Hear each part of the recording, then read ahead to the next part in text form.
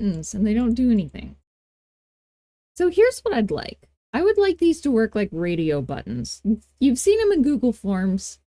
I want the user to be able to pick red or green or blue, and then Go should tell me that I've picked red or green or blue. I don't want the user to be able to pick red and green.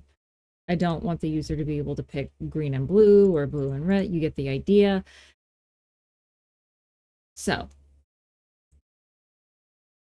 let me look at red here really quick. Buttons in Godot 4 have what's called a toggle mode. And let me turn that on all 3 red, green, and blues.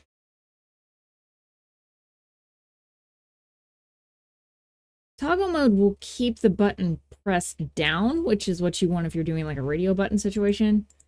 But right now, it lets me press down all 3 of them. No, thank you. I just want the one. It does let me unpress them, but I just want the user to be able to press one of these. We have to use what's called a button group. Select any of these buttons. It doesn't really matter. I'm going to start with red. I'm going to come down here to where it says button group. See where it says empty? No more. Click new button group. Now click the arrow again and click save. Name it something that makes sense. And now we have new button group.tres. We've made ourselves a resource. Add it to all of the buttons that you want in your button group. For me, that's going to be also green and blue. Triangle, quick load, nailed it. I don't want to add Go to the button group because it's not a choice. I want you to be able to pick a color. I want you to be able to pick red or green or blue. Go. It's just not in the rainbow.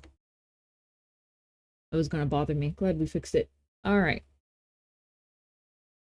So far, we do have it to where you can only pick red or green or blue. How do we make it do something? I'm going to put a script on my... I'm going to put it on my control node. Script, empty, new script. Looks great.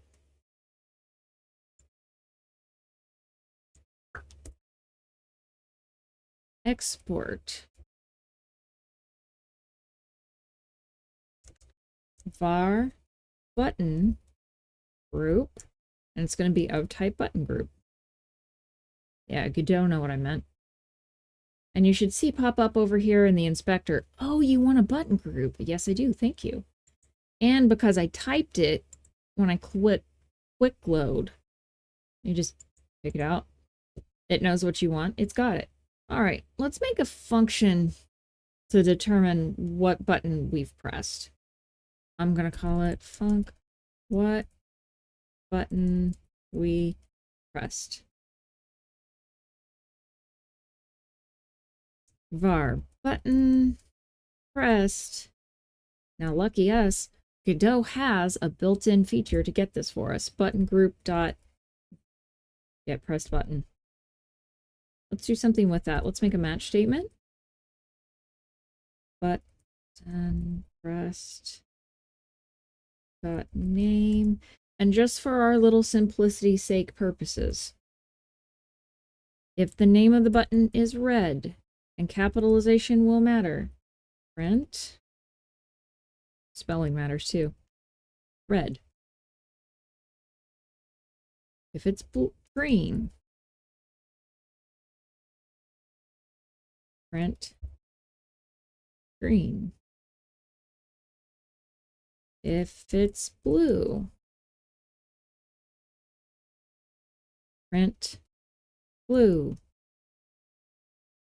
Let me show you a little trick, like to force a choice, or to default a choice is probably a better word for it. I've got red selected, and I'm going to come over here to the inspector and just turn button pressed on. So now when the user starts everything up,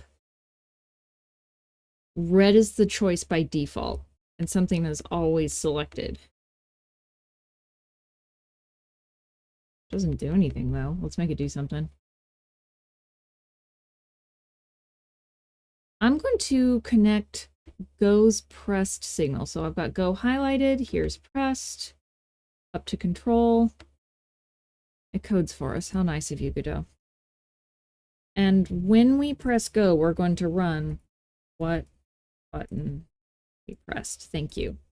Of course, in your project, it might not be a Go button. It could be a key press. It could be, I don't know, slamming into an enemy. You know what needs to run that function. Let's look at it. So I've got red highlighted, right? See how it's darker? When I click Go, bam. When I click green, bam. When I click blue, and I can't pick red and blue, which is what I wanted. All right, that is all I have for you on this quick tip today. Thank you so much for coming around. I will see you next time.